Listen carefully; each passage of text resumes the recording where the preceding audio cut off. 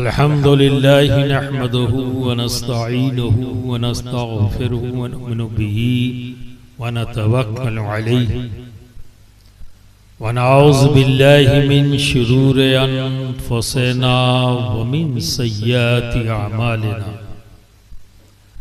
मन यहदिहिल्लाहु फला मुदिल्ल लहु व मन युद्लिल फला हादिय लहु वनशहदु अल्ला इलाहा इल्लल्लाहु वहदहु ला शरीका लहु वनशहदु अन्न सय्यदना व हबीबना व तबीब कुलूबना व शिफाअ सुदूरना व गौसना व मुगीसना व मुईनना व कुतबना व फरीदना व निज़ामना व सिराजना व अलावना व अशरफना व नूर आइनना व मलजाना व मावाना मुहम्मदन अब्दुहु व रसूलुहु अम्मा बाद फ़ाऊज़ु बिल्लाहि मिनश शैतानिर रजीम बिस्मिल्लाहिर रहमानिर रहीम इन्नल लज़ीना आमनू व आमिलुस सालिहाति सयजअलु लहुमुर रहमान वुद्दा सदक़ल्लाहुल अज़ीम व सदक़ रसूलुहुन नबियुल अमीनुल करीम व नहनु अला ज़ालिका लमिनश शाहिदीन व शाकिरीन वल्हम्दुलिल्लाहि रब्बिल आलमीन। बिरादरान मिल्लत इस्लामिया, आज की इस शब के लिए मैंने कलाम पाक की जिस आयत करीमा को मौज़ूए सुखन बनाया, उस पर गुफ्तगू करने से पहले आइए हम सब मिलकर रहमते दो आलम नूरे मुजस्सम अहमद मुश्तबा मोहम्मद मुस्तफ़ा सल्लल्लाहु अलैहि वसल्लम की बारगाह में झूम झूम कर बाआवाज़ बुलंद बारगाह रिसालत माब में दुरूद शरीफ का नजराना पेश कर लें। अल्लाहुम्मा सल्ली अला सैयदना मौलाना मुहम्मदिन व अला आलि सैयदना मौलाना मुहम्मदिन व बारिक व सल्लिम सलातुन व सलामन अलैका या रसूल अल्लाह या हबीब अल्लाह या हबीब अल्लाह।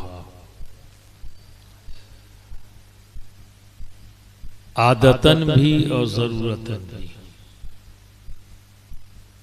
आदत भी है कि हमेशा तकरीर के आगाज से पहले नात व मनक़बत के चंद अशार सामाइन की समातों के हवाले करता हूँ, और ज़रूरत ये है कि मैं भी चाहता हूँ कि मेरा नाम नात ख़ाने नबी अकरम सल्लल्लाहु अलैहि वसल्लम के रजिस्टर में दर्ज हो जाए।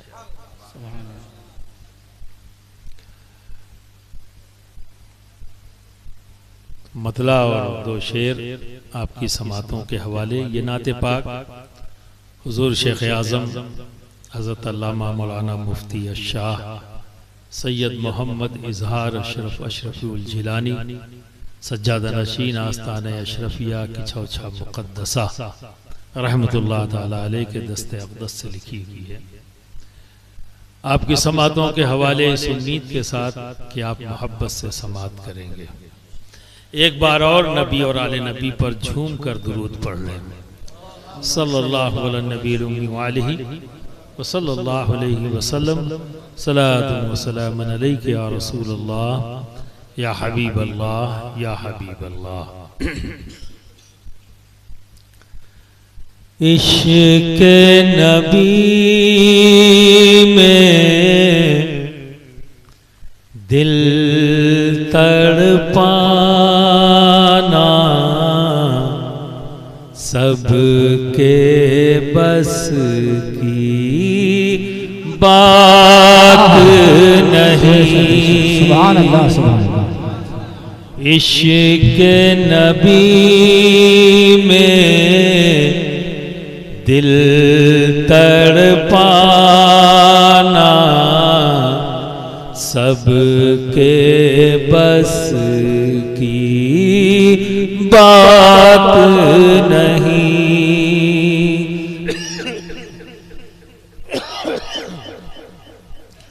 उनकी मोहब्बत में मर जाना सबके बस की बात नहीं। उनकी मोहब्बत में मर जाना सबके बस की बात नहीं। बू बकर नबी का साथ न छोड़े, हर मुश्किल में साथ रहे। बू बकर नबी का साथ न छोड़े, हर मुश्किल में साथ रहे। गारे सौर में साथ निभाना सबके बस की सुभान अल्लाह, सुभान बात नहीं। सुभान अल्लाह, सुभान या गौस जिंदाबाद, अल्लाह अकबर, सुभान अल्लाह। गारे सौर में साथ निभाना सबके बस की बात नहीं। उनकी मोहब्बत में मर जाना सबके बस की बात नहीं। खैबर का वज़नी दरवाज़ा जिसको उठाए 40 लोग। खैबर का वज़नी दरवाज़ा जिसको उठाए 40 लोग। मौला अली का तन्हा उठाना सबके बस की बात नहीं। मौला अली का तन्हा उठाना सबके बस की बात नहीं। उनकी मोहब्बत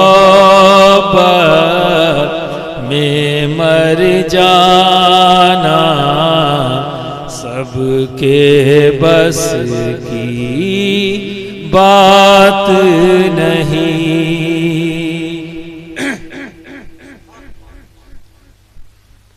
ऐसी मिसाल मिलती कहाँ है जैसी है मेरे अशरफ की। ऐसी मिसाल मिलती कहाँ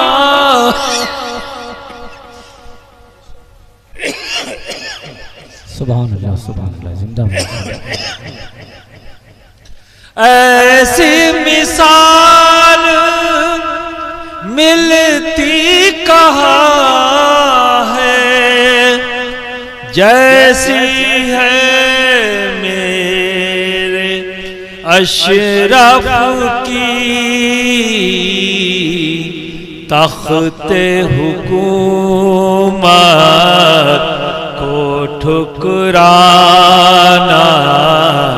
सबके बस की बात नहीं।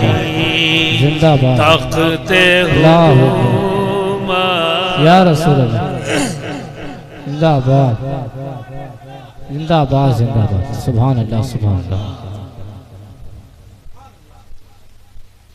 तख्ते हुकूमत को ठुकराना सबके बस की बात नहीं। उनकी मोहब्बत में मर जाना सबके बस की बात नहीं।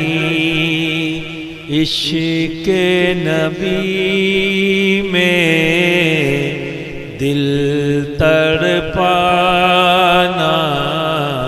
सबके बस की बात नहीं।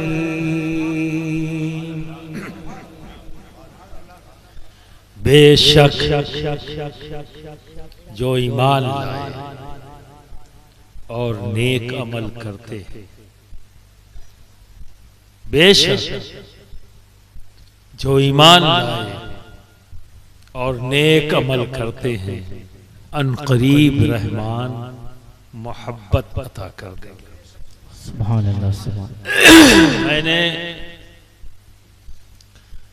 जिस आयत करीमा की तिलावत की, इन्नल्लज़ीना आमनू व आमिलुस्सालिहाति सयजअलु लहमुर रहमान वुद्द, इसका सीधा साधा तर्जुमा, बेशक जो ईमान लाए और नेक अमल करते अनकरीब रहमान मोहब्बत अता कर। तीन बातें सामने आई इस आयत में। वो तीन बातें क्या हैं? ईमान, अमल और मोहब्बत। ईमान और अमल शर्त है। देखिए इस आयत करीमा का तेवर क्या कह रहा है कि अल्लाह मोहब्बत अता करेगा, और उसकी शर्त क्या लगाई? ईमान और अमल। यानी इस बात को इस तरह से भी कह सकते हैं कि जिसका ईमान, जिसका अमल बारगाहे रब्बुल इज्जत में मकबूल, वही अहले मोहब्बत है। क्योंकि शर्त लगा दी ना अल्लाह ने। शर्त क्या लगाई है? ईमान, अमल। और जिसके पास ये है उसी को रब मोहब्बत अता करेगा। तो इस पर बाद में बात करूंगा कि किसकी मोहब्बत, कैसी मोहब्बत, ये तो बात की बात है। पहले तो हम ये समझ लें कि ईमान क्या है। ईमान क्या नमाज का नाम है? ईमान क्या रोजे का नाम है? ईमान हज और ज़कात का नाम है? क्या ईमान तमाम अमले सालेह का नाम है? तो यहां तो अलग से ही ईमान की बात की अल्लाह ने, और साथ में अमले सालेह की भी बात कर रहा है। नेक अमल करते हैं तो अब इधर तो नहीं जोड़ सकता, लेकिन बाज लोग जोड़ते हैं। तो बरादरान मिल्लत इस्लामिया, एक बात अच्छी तरह से समझ ले, अगर जहन साफ नहीं है किसी भी उन्वान पर तो गलतियां होती हैं। इसीलिए कहा जाता है कि कॉन्सेप्ट का क्लियर होना बहुत जरूरी है। जितना जानिए परफेक्ट जानिए। कच्चा पक्का मामला जो है ये बड़ा खतरनाक होता है। नीम हकीम खतरे जान, इसीलिए कहा गया है। और ये जो मसले हैं ना, ये बड़े ही ज़हीन लोगों की तरतीब दी हुई है, अपने तजुर्बे की बुनियाद पर कहते हैं, जिन्हें गलत साबित नहीं किया जा सकता, क्योंकि ये सब मामलात अमली हैं और तजुर्बे की बुनियाद पर कहते हैं। तो अगर कॉन्सेप्ट क्लियर नहीं है, नीम हकीम है, तो अपने लिए भी खतरे जा हैं और दूसरों के लिए भी, जिस मामले में भी हो। तो ईमान क्या है, ये पूरा जहन साफ होना चाहिए।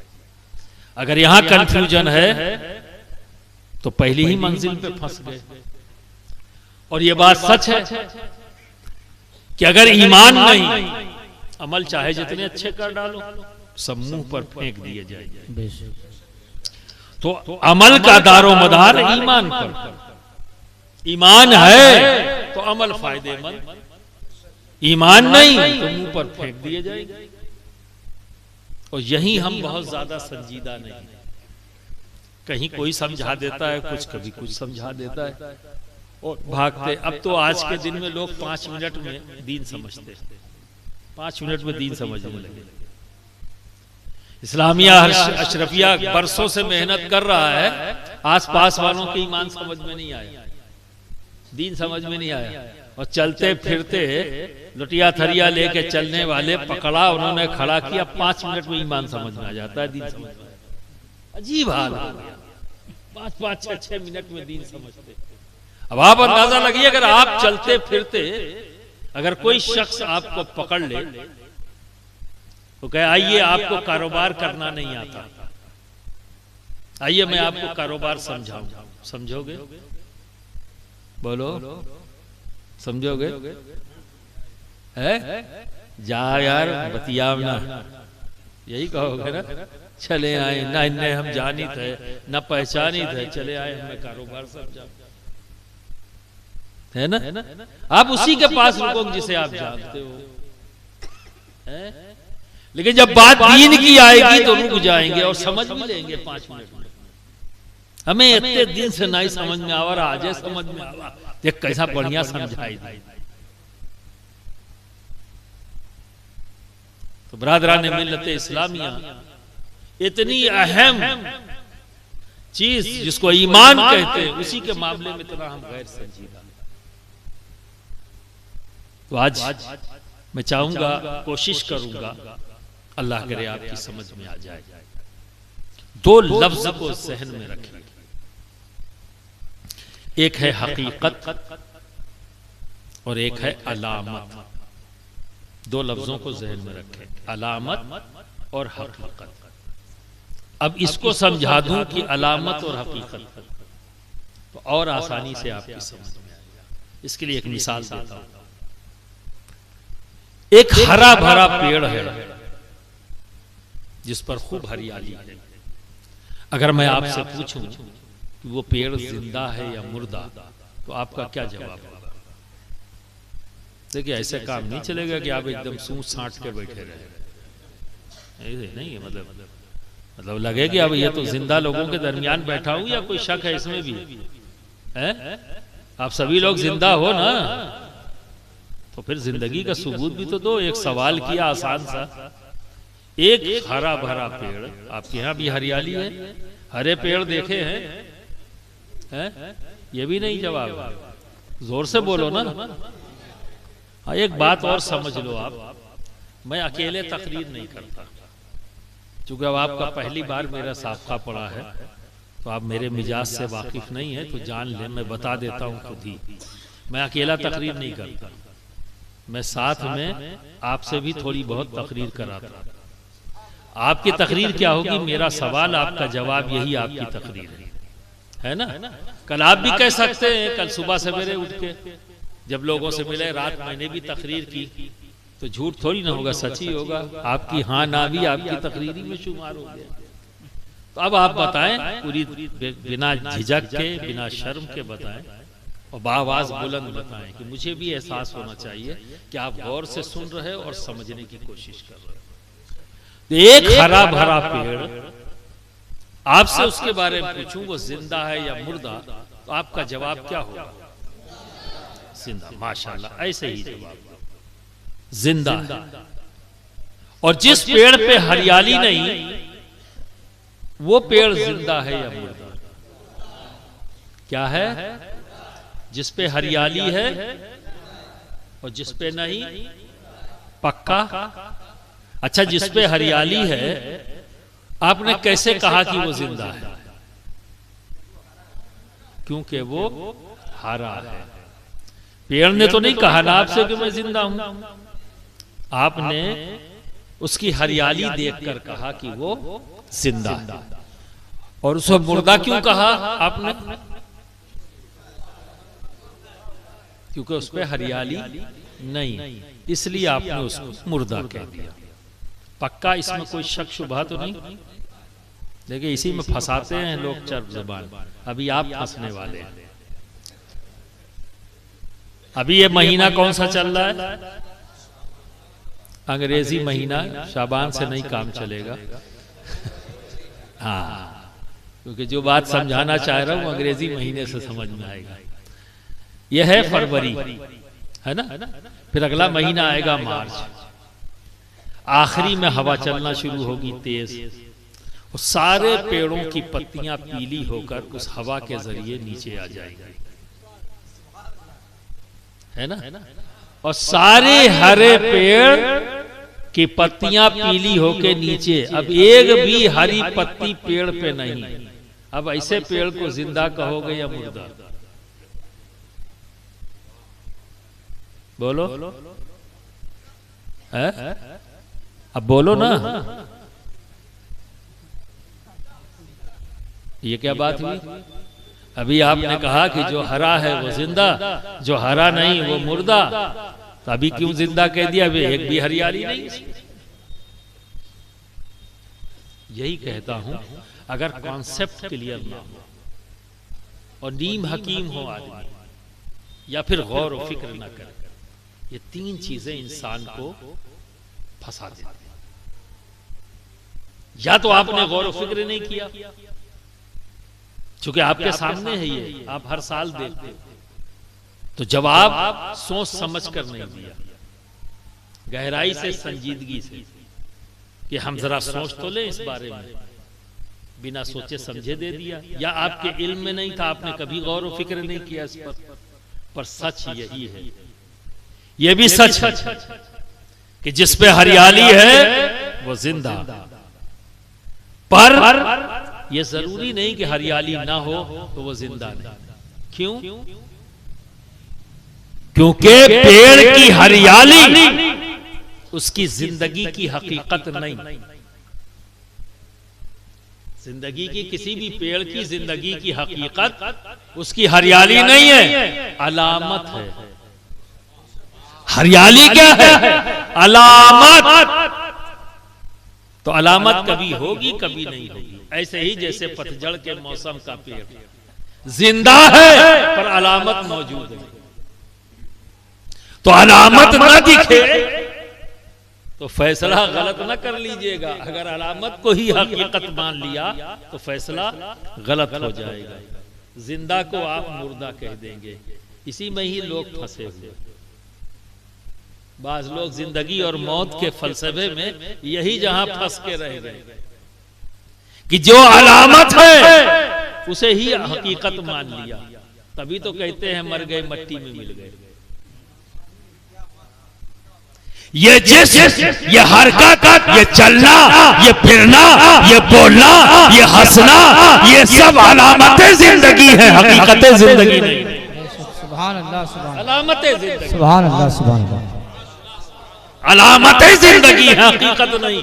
और जब अलामत को हकीकत बना दिया तो क्या कह दिया? मर गए मट्टी में मिल गए। हकीकतें जिंदगी नहीं, हकीकतें जिंदगी तो रूह है। और दोस्त, रूह को मौत नहीं आती। इसीलिए हम अहले सुन्नत हमेशा कहते हैं जमीन पर हो तो भी जिंदा, जमीन में हो तो भी जिंदा। सुभान अल्लाह, सुभान अल्लाह, जिंदाबाद। क्योंकि हम हकीकत को मानने वाले, हकीकत जिंदगी रूह है। तो अब यहां आ जाओ, जो मिसाल दी आपको कि पेड़ की जिंदगी की हकीकत हरियाली नहीं। अगर हरियाली को हकीकत मान लेंगे तो पतझड़ के मौसम के पेड़ को मुर्दा कहते रहेंगे, जबकि वो जिंदा है। अब कौन मान लेगा? अब खड़े हो कि अगर कोई कह रहा हो तो यही कहेंगे भाई झक्की है, पागल है, मानता ही नहीं है। ऐसे ही एक कौम निकल गई हमारे दरमियान से, जिसे हम भी कहते हैं बेवकूफ है, इन्हें समझ में नहीं आता आप क्या करें। हमारे उलमा, हमारे मशाइख बरसों से समझाते चले आ रहे हैं, पर जिद किए बैठे हैं। आप जिद मत करना। क्यों? क्योंकि हक की तलाश चश्मे बसीरत का काम है। हक की तलाश चश्मे बसीरत का काम है। जिद आदमी के ज़हन की जुल्मत का नाम है। जिद आदमी के ज़हन की जुल्मत का नाम है। आप जिद मत करना, जालिम मत करना। ये अच्छी बात है कि नहीं पता है तस्लीम कर ले। हाँ, हमें मालूम है। तो फिर पेड़ की जिंदगी की हकीकत क्या है? तो जब गौर करेंगे तो पेड़ की जिंदगी की हकीकत उसकी जड़ क्या है? जड़। जब तक तने का ताल्लुक जड़ से है, अलामत दिखे या न दिखे, वो जिंदा है ना? क्यों? ये पतझड़ के मौसम के पेड़ पर अलामत नहीं है, पर जिंदा है। क्यों जिंदा है? क्योंकि उसका ताल्लुक हकीकत से है, यानी उसकी जड़। और जितना मजबूत ताल्लुक जड़ से होता है, जिस तने का जितना मजबूत ताल्लुक जड़ से होता है, वो पेड़ उतना ही तनावर होता है, उतना ही हरियाला होता है और उतना ही ज्यादा फायदेमंद। यानी उसमें फल भी आएंगे, वो साया भी देगा, और वो न जाने कितने परिंदों का आशियाना बन जाएगा। समझे? इतना फायदा वो पेड़ कहां से देगा? वो फायदेमंद कब बनेगा? जब उसका ताल्लुक हकीकत से हो, यानी जड़ से। तो जितना मजबूत ताल्लुक उतना ही मजबूत पेड़, जितना कमजोर ताल्लुक उतना ही कमजोर पेड़। कमजोरी हकीकत से ताल्लुक अगर कमजोर होगा तो जात भी कमजोर।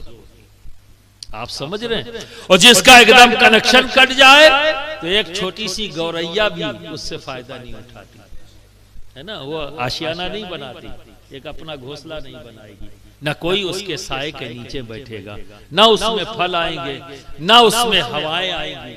ठंडी ठंडी हवाएं, गर्मी के मौसम के अंदर एक पेड़ के नीचे बैठ जाओ तो ठंडक का एहसास होता है, ठंडी हवाएं चलती हैं। ये वो पेड़ फायदा पहुंचाता है जो अपनी हकीकत से जुड़ा होता है, और जो अपनी हकीकत से कनेक्शन काट लेता है वो किसी काम का नहीं रहता, बस एक ही काम करता है, जलता है या जलाता है।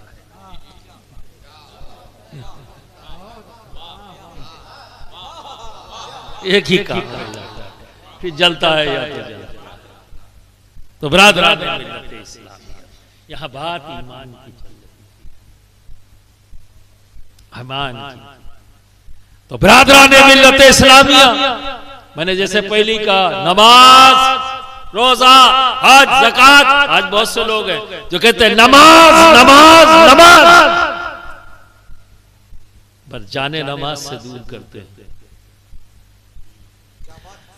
तो नमाज अलामत ईमान है, रोजा अलामत ईमान है, हज अलामत ईमान है, ज़कात अलामत ईमान है, अमल सालेह अलामत ईमान है। हकीकत ईमान, हकीकत ईमान नहीं। अगर इसे हकीकत बना दिया जाए तो नमाज छूटी, कलमा पढ़ो, फिर हमेशा यही करते रहो, बाहर अंदर, अंदर बाहर, अंदर बाहर होता रहेगा। तो तमाम अमल सालेह ये अलामत ईमान है। तो फिर हकीकत ईमान क्या? हकीकत ईमान क्या? तो बरादरान मिल्लत इस्लामिया, फिर यहां एक सवाल करूं ताकि आप बेहतर अंदाज में समझ सकें। ये बताओ, मस्जिद में जाता कौन? बड़ा मुश्किल सवाल किया है मैंने, कई किताबें देखनी पड़ेंगी तब जवाब आएगा। क्या हो गया है तुम लोगों को यार? अजीब, मैं जहां भी जाता हूं तकरीर करने, बड़ी मायूसी होती है, बड़ा अफसोस होने लगता है जब गूंगे बनकर लोग सामने बैठ जाते हैं, मुंह में दही जमा कर।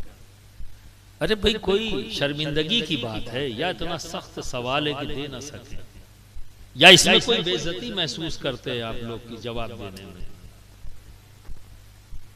भाई मैं आपका हूं, आप मेरे हो, अपनों की महफिल है, इसमें शर्म वाली क्या बात है? जवाब दो, जवाब दो। मस्जिद में कौन जाता है? इतना आसान सवाल। अब ये अगर आप जवाब न दे पाए तो कोई खुराफाती शैतानी सिफत अगर आपके पास आ गया तो खाली सुनोगे ही, जवाब थोड़ी दोगे। तो वहां पे भी मौलाना उलमा को कसूरवार ठहराओगे, हमारे उलमा समझाते नहीं। अबे समझाते तो हैं, आप समझने की कोशिश नहीं करते तो क्या किया जाए? तो मस्जिद में कौन जाता है? आसान सा सवाल। अच्छा ये बताओ, ये मुसलमान होता कौन है?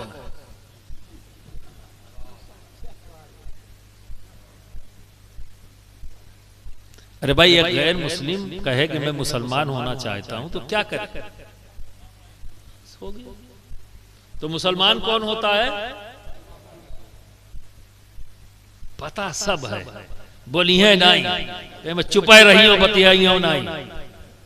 और हम ऐसे आदमी बिना बोलो भाई छोड़ो भाई नहीं,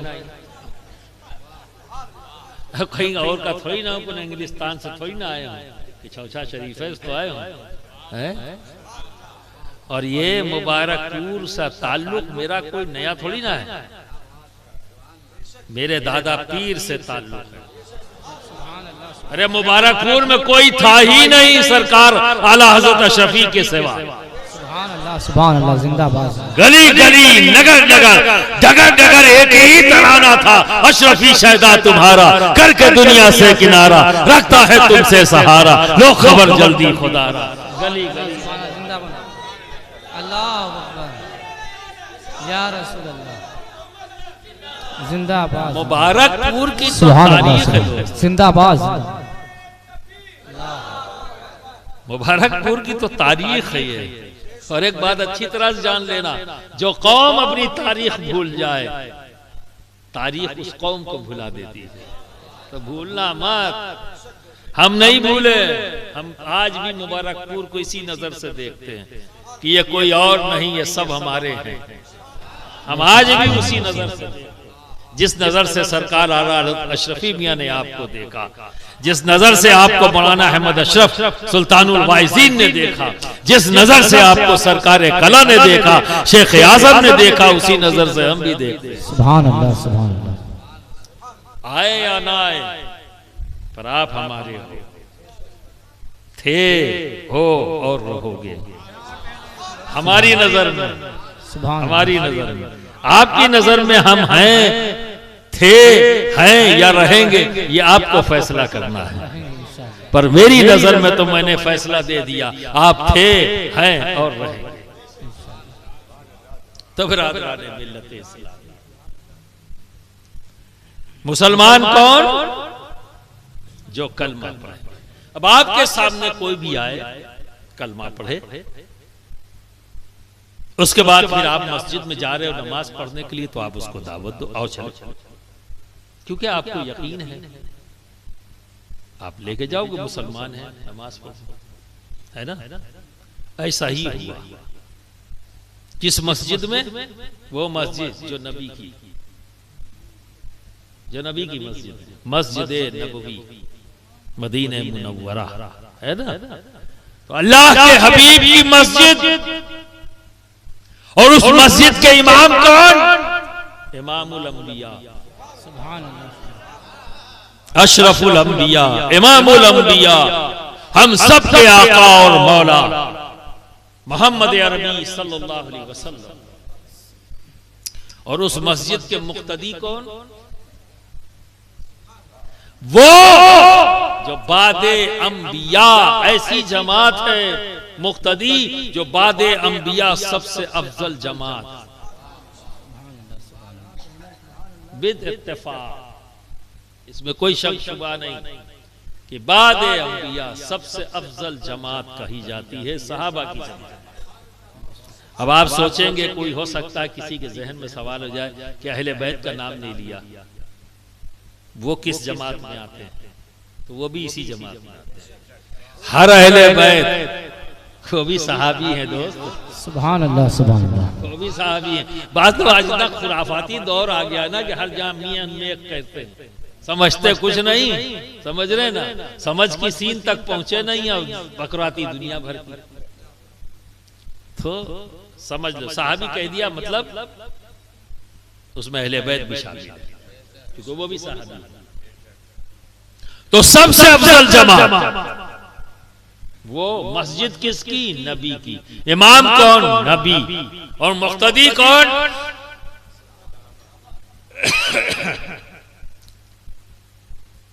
अब वहां किसी को शक शुबा हो सकता है ना, लेकिन नबी ने खड़े होकर कहा फुला इब्ने फुला उखरुज हाजा मुनाफिक।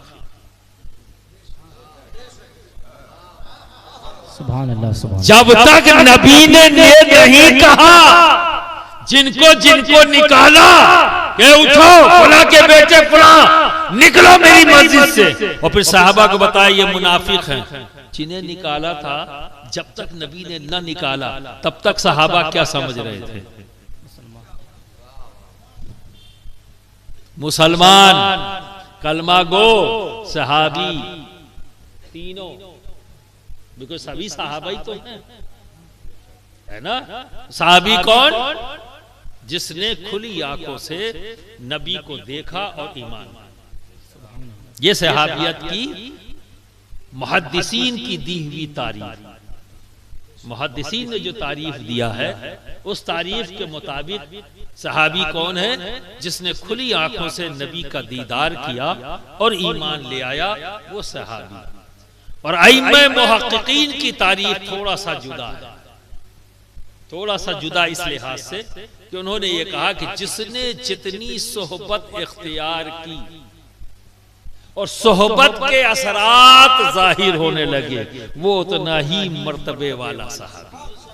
ये अइम्मा मुहक्किकीन, लेकिन इस तारीफ पर कोई असर नहीं पड़ता अइम्मा मुहक्किकीन की इस तारीफ से। वो एक तरह से देखा जाए तो कैटेगराइज कर दिया उन्होंने अइम्मा मुहक्किकीन ने, लेकिन अइम्मा मुहद्दिसीन ने जो तारीफ दी वो ये। तो वो जाहिर क्या, जिन्हें नबी ने निकाला वो कलमा भी पढ़ते थे, जिन्हें नबी ने निकाला, ठीक है, वो सहाबी की हैसियत से जाने भी जा रहे हैं और दीगर लोगों में। तो फिर वजह क्या थी? नमाज भी पढ़ रहे हैं आकर, ऐसे ही जैसे दीगर सहाबा पढ़ रहे हैं। मस्जिद है नबी की, इमाम नबी, रिजल्ट दो, सलाम के बाद रिजल्ट दो आ रहे। बाज को जन्नत में ऊंचे से ऊंचा मुकाम और बाज असफल, जहन्नम का सबसे निचला हिस्सा, जिसके लिए खुद अल्लाह रब्बुल इज्जत फरमाता है इन्नल मुनाफिकीना फी दरक अस्फल मिनन नार। अरे वो जगह है असफल जहां जहन्नम के फरिश्ते भी अपने रब से पनाह मांगते हैं कि परवरदिगार उधर न भेज। अब आप अंदाजा, इतनी खतरनाक जगह। जब नबी ने निकाल दिया तब लोगों ने जाना।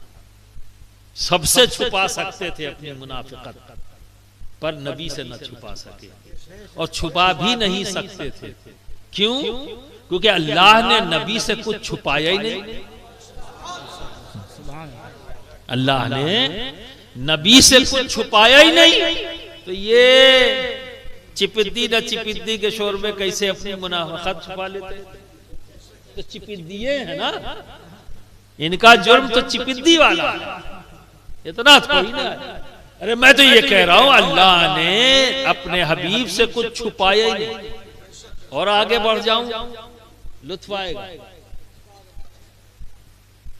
1,23,999 या 2,23,999, यानी ये कहा जाता है कि 1,24,000 कमोबेश या 2,24,000 कमोबेश नबी और पैगंबर इस्लाम दुनिया में आए। तो यहां इस बहस पे नहीं जाना है, नंबर पे जो बात समझाना चाहता हूं उस पर ज़हन रख लें। 1,23,999 से रब ने छुपाया। 1,23,999 से रब ने छुपाया, एक को बुलाया, एक को बुलाया फिर दिखाया, बुलाया और दिखाया, जो सबसे छुपाया वो बुलाकर दिखाया। तो आप बताओ क्या है जो रब ने छुपाया? सुभान अल्लाह, सुभान अल्लाह। तो था अपनी जात को 1,23,999 से छुपा के रखा। हजरत मूसा ने कहा तो अल्लाह ने जवाब दे दिया लन तरानी। तो 1,23,999 से छुपाया, एक को बुलाया दिखाया, तो अब क्या बचा है जो छुपाया? अब इससे बड़ी क्या बात हो सकती? तो फिर कुछ भी नहीं ऐसा जो मेरे आका से छुपा। तो इनकी मुनाफिकत क्या छुप सकती थी? तो मुनाफिक कौन था? ये मुनाफिक कौन होते थे? तो मुनाफिकों का जो अंदाज था वो क्या करते थे? बज़ाहिर कलमा पढ़ते थे, धोखा मत खा जा। इसीलिए ये मिसाल दिया है कि जहन में बैठा लो कायदे से। आज यही खेल खेला जा रहा है, ईमान को छीना जा रहा है। देखो दोस्तों, डकैत और चोर पैसा ले जाएं, पैसा आ जाएगा। मकान पे कोई किसी के कब्जा कर ले तो फिर अल्लाह ताला तौफीक देगा, मकान भी बना लोगे।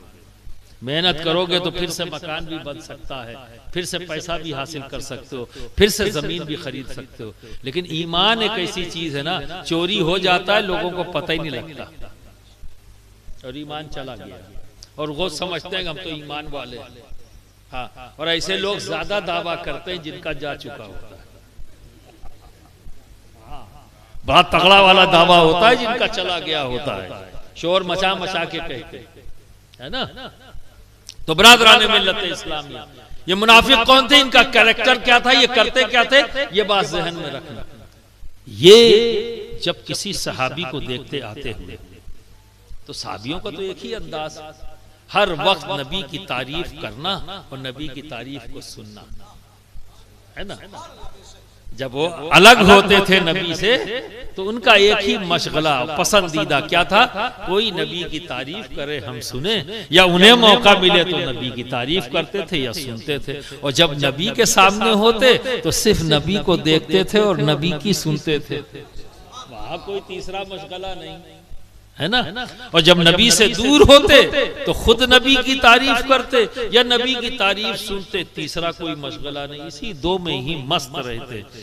तो ये मुनाफिक जब किसी सहाबी को देखते तो आपस में बात करते, देखो ये मोहम्मद सल्लल्लाहु अलैहि वसल्लम का चाहने वाला आ रहा है, चलो इसको बेवकूफ बनाते हैं, इसको बेवकूफ बनाते हैं। तो जैसे ही कोई सहाबी करीब आता तो सरकार की तारीफ शुरू कर देते। जब तारीफ करते तो आका की तारीफ सुनकर वो सहाबी मस्त हो जाता, मस्त होकर झूमने लगता। तो जब झूमने लगता तो ये सब आंखों में शरारत भरी निगाहों से एक दूसरे को देखते और मुस्कुराते, देखो कैसा बेवकूफ बनाया। तो दोस्त, असल बेवकूफ तो वो थे जो अपने आप को अक्लमंद समझ रहे थे, और जिसे बेवकूफ समझ रहे थे वही तो अक्लमंद था, जो दुनिया और आखिरत की कामयाबी हासिल करता रहा। वो तो मैदान हश्र में पता लगेगा कि कौन बेवकूफ था, कौन अक्लमंद। तो पैमाना सामने है, हमने तो जान लिया ये कैरेक्टर था कि जब सामने होते मुसलमानों के तो नबी की तारीफ करते, कलमा पढ़ते, मुसलमानों के साथ नमाज पढ़ते, और जब अपने गिरोह में आते तो इस्लाम के खिलाफ, मुसलमानों के खिलाफ, नबी के खिलाफ बोलते और नबी से बुग़्ज़ और इनाद रखते। नबी की तारीफ पसंद नहीं करते थे, नबी से बुग़्ज़ रखते थे। ये था जबकि कलमा पढ़ रहे हैं। अब यह है कि हर आदमी के ज़हन में भाई कलमा पढ़ लिया है, मुसलमान हो गया। तो हमने क्या देखा है? ज़बान। हमने तो इकरार सुना है ना ज़बान से, दिल से यकीन किया कि नहीं किया, ये अभी बचा है। ठीक है ना। तो यह हमारे लिए पैमाना यही जहां आके फंस जाता है कि मुंह पे आके कह दिया, जब सहाबा को धोखा दे दिया तो हम और आप क्या हैं। जब सहाबा की मुकद्दस जमात को ये धोखा दे ले गए मुनाफिक, तो हम और आप क्या हैं। तो बरादराने मिल्लत इस्लामिया, पर हमने माना कैसे कि कलमा पढ़ लिया, यही धोखा वो लोग देते थे, कलमा पढ़ लिया। पर कमी क्या थी, पढ़ा तो है पर दिल से नबी से मोहब्बत नहीं, अल्लाह की वहदानियत का इकरार नहीं। तो अब क्या समझ में आया, ये ज़बान से पढ़ना, नमाज का पढ़ना, मुसलमानों के सामने तारीफ करना, ये अलामत है, अलामत।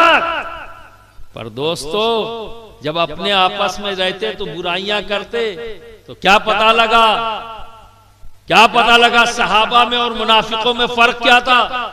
ये फर्क सबसे बुनियादी है कि हर सहाबी अपने नबी से, अपने आका से कल्बी मोहब्बत करता था। सुभान अल्लाह, सुभान अल्लाह। इसीलिए कहता हूं कि हकीकत ईमान कुछ और नहीं, इसके नबी का नाम। सुभान अल्लाह, सुभान। हकीकत ईमान इसके नबी का नाम है। जब तक दिल से नबी से मोहब्बत नहीं, जबान से इकरार करते रहो, जरूरी नहीं है कि मुसलमान हो, मुनाफिक भी हो सकता है। जब तक दिल से नबी से मोहब्बत नहीं हो, तो हकीकत ईमान क्या है, इश्क रसूल है, इश्क नबी का नाम है हकीकत ईमान। तो जो दिल से मोहब्बत कर ले, अब यहां जितने सारे लोग बैठे हुए हैं, सभी को अगर मैं कहूं आप नबी से मोहब्बत करते हो, सब कहेंगे हाँ। और मैं इनकार भी नहीं करूंगा, ये भी नहीं कहूंगा कि नहीं करते हो। ये मुहासबा आपको करना है, खुद से खुद का, खुद से खुद का। इशारा दूंगा, जहन दूंगा, ताकि इस पैमाने पर तुम अपने आप को चेक कर लो। पहला पैमाना, आखिर में दूसरा पैमाना दूंगा। पहला पैमाना नबी से मोहब्बत। बरादराने मिल्लत इस्लामिया, एक बात बताओ, फिर सवाल करता हूं, जवाब दो। मोहब्बत का ताल्लुक हमारे जिस्म के किस हिस्से से? दिल से, ठीक। लालच का ताल्लुक, हाँ। हसद का ताल्लुक, शुकूक व शुबहात का ताल्लुक, बड़ाई के सौदे का ताल्लुक, गुरूर, घमंड, ये भी दिल से। अब ये बताओ, ये गुरूर और घमंड पाकी है या नापाकी है ना, गंदी है ना। ये लालच, ये अनानियत, ये गुरूर, ये घमंड, ये बड़ाई का सौदा, ये सब गंदगी है। और सब गंदगी का ताल्लुक दिल से है। और ये सब गंदगियां हमारे कल्ब में है या नहीं है, ये मुहासबा खुद करना। मैं नहीं कहूंगा, मैं इन जनरल कहता हूं। जिसका दिल लालच की गंदगी से गंदा है, जिसका दिल अनानियत की गंदगी से गंदा है, तकब्बुर की गंदगी से गंदा है, बड़ाई के सौदे की गंदगी से गंदा है, ये तमाम चीजें गंदगी है। शुकूक व शुबहात, ये सब गंदगी है। और इससे अगर दिल गंदा है तो मोहब्बत आ ही नहीं सकती, क्योंकि मोहब्बत पाकी है। और पाकी और गंदगी एक दूसरे की जिद है, ये कभी यकजा नहीं होती, एक जगह नहीं हो सकती। तो पहले खुद मुहासबा करो कि मेरा दिल इन गंदगियों से पाक है या नहीं है, वरना इससे पहले मोहब्बत का दावा फकत जबानी है, दिल से नहीं। और जब तक दिल से नहीं होगा तब तक ईमान मुकम्मल नहीं, ईमान मुकम्मल नहीं। इसीलिए तो अक्सर आज के दिन में दावा करते हैं लोग, गौस का दामन नहीं छोड़ेंगे, ख्वाजा का दामन नहीं छोड़ेंगे। मैं तो ये कहता हूं यार, ये बाद में कहना छोड़ोगे कि नहीं छोड़ोगे, पहले ये बताओ पकड़े भी हो। पकड़ना जरूरी है, ठीक है ना। और ये मैं दावे के साथ कहता हूं, जिसने सही मानों में पकड़ लिया छोड़ने को सोचेगा भी नहीं। अब कहने की जरूरत ही नहीं, फिर छोड़ेगा। जिसने पकड़ लिया वो सोचेगा भी नहीं छोड़ने। तो फकत जबानी हमने रट लिया।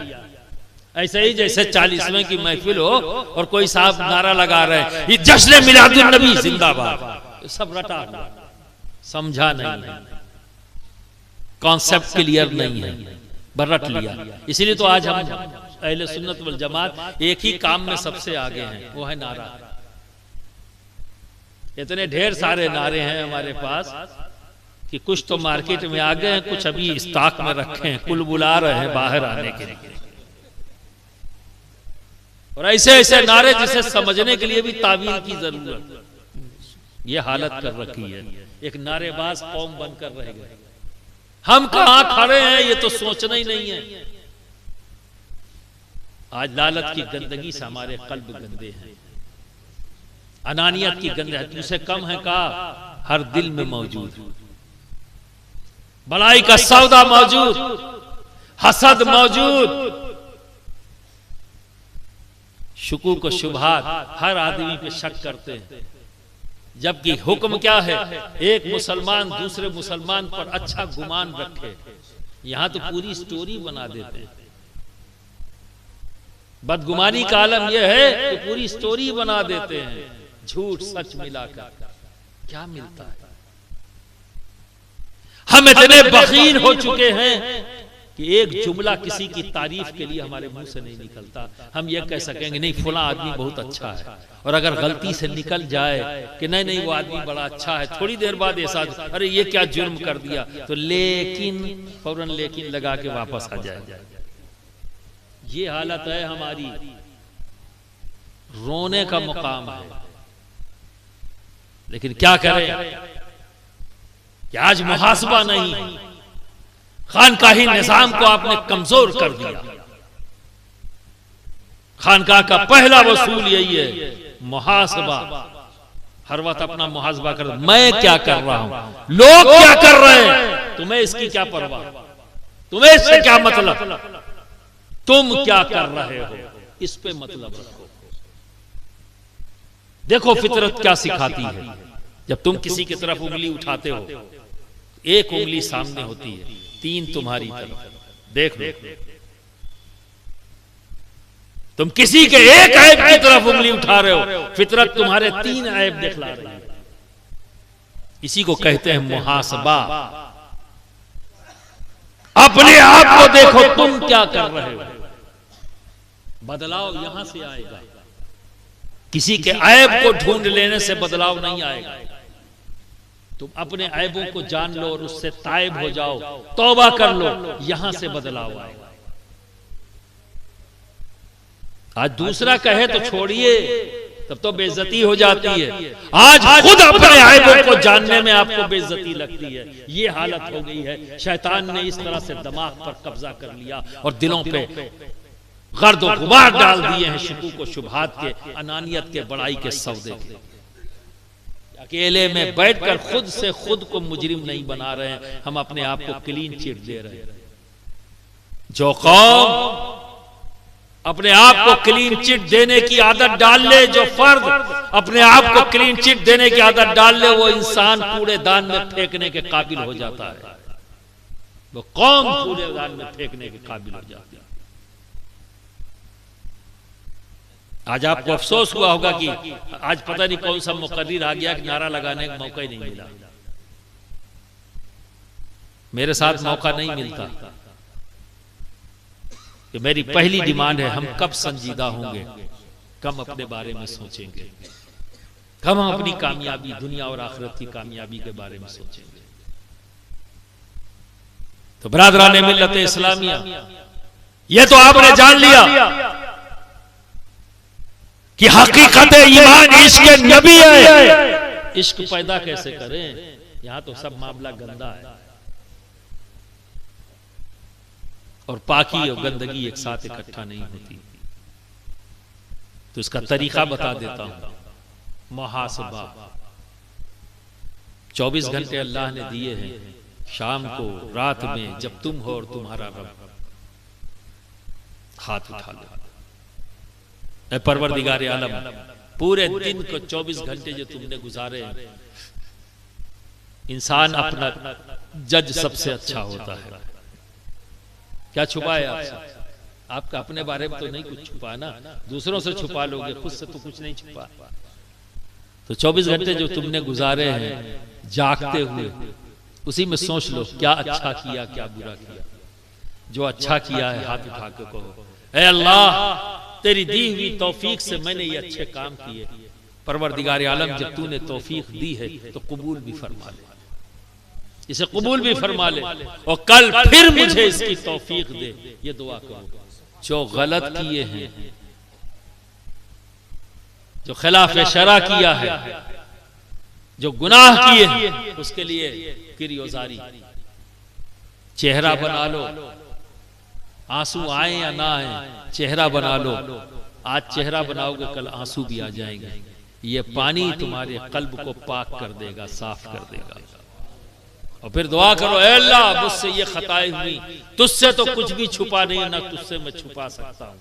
बेशक से मैं तेरा कमजोर और नातमा बंदा हूँ, मुझसे ये खता हुई है, पर माफ करने वाला तो तू है, तौबा का कबूल करने वाला तू है। ऐ अल्लाह तू मुझे माफ कर दे, मेरी इस खता को माफ कर दे और मेरी मदद फरमा, मुझे कुव्वत दे ताकि मैं आगे इस गुनाह से अपने आप को बचा सकूं।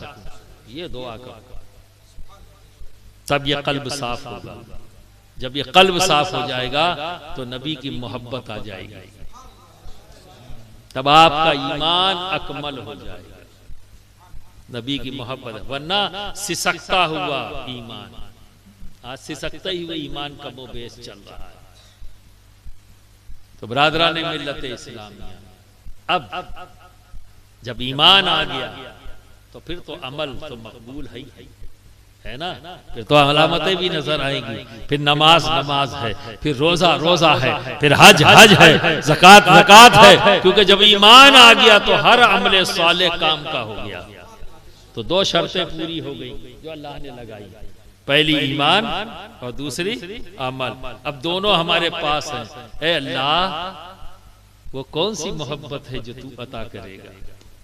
अब ये भी दे दे, अब तो ये भी दे दे। परवरदिगार आलम, ईमान हो गया, अमल भी हो गया। तो मुफस्सिरीन ने इस आयत करीमा का जो तफसीर बयान की, उसमें यह कहा कि जिसका ईमान और अमल रब की बारगाह में मकबूल, रब तबारक व तआला ऐसे बंदों के दिल में अली, फातिमा, हसन और हुसैन की मोहब्बत पैदा कर दे। सुभान अल्लाह, सुभान अल्लाह, जिंदाबाद। ऐसे दिलों में जो इसके पास ईमान होगा, अल्लाह रब्बुल इज्जत ऐसे दिलों में अली, फातिमा, हसन और हुसैन की मोहब्बत पैदा कर देगा। अब ये दूसरा पैमाना आपके पास, आपकी समातों के हवाले। जब तुम्हारे सामने जिक्र अली हो, तबीयत धड़के ना, तो समझ लेना शैतान ने अपना काम कर दिया है। हसनैन करीमैन का नाम आए, तबीयत में जोश पैदा ना हो, समझ लेना शैतान ने अपनी हरकत कर दी है। खातूने जन्नत का नाम आ जाए और आंखें नम ना हो, तो समझ लेना शैतान ने अपनी हरकत कर दी है। क्यों? क्योंकि अल्लाह के हबीब ने फरमाया है कि अल्लाह से मोहब्बत करो इसलिए कि वो तुम्हें नेमतें देता है। मुझसे मोहब्बत करो इसलिए कि अल्लाह मुझसे मोहब्बत करता है। मेरी आल से मोहब्बत करो इसलिए कि मैं उनसे मोहब्बत करता हूं। तो नबी तक पहुंचना है तो आल से मोहब्बत करो ताकि नबी तक पहुंच जाओ। अल्लाह तक पहुंचना है तो नबी से मोहब्बत करो ताकि अल्लाह तक पहुंच जाओ। तो बिरादराने मिल्लत इस्लामिया, अपना मुहासबा क्या करो। दूसरों को मत देखो वो क्या कर रहा है क्या नहीं कर रहा है, अपने लिए फुर्सत निकालो। रोज आना, आज का पैगाम यही है, रोज आना, कम से कम 10 से 15 मिनट तुम हो और तुम्हारा रब है, तीसरा कोई नहीं। हाथ उठा लो और 24 घंटे का मुहासबा कर डालो, क्या क्या किया है, क्या अच्छा किया क्या बुरा किया। जो अच्छा किया उसके लिए दुआ करो कि अल्लाह कल फिर करूं, जो बुरा किया है उसके लिए दुआ करो अल्लाह इसे ना करूं। ठीक है, तो अल्लाह रब्बुल इज्जत हम सबको इस जहान में भी कामयाबी अता फरमाए, उस जहान में भी कामयाबी अता फरमाए, इश्क नबी से सरशार फरमाए और अहले बैत अतहार की मोहब्बत हमारे दिल में पैदा फरमाए। व आखिरु दावाना अनिल हम्दुलिल्लाहि रब्बिल आलमीन।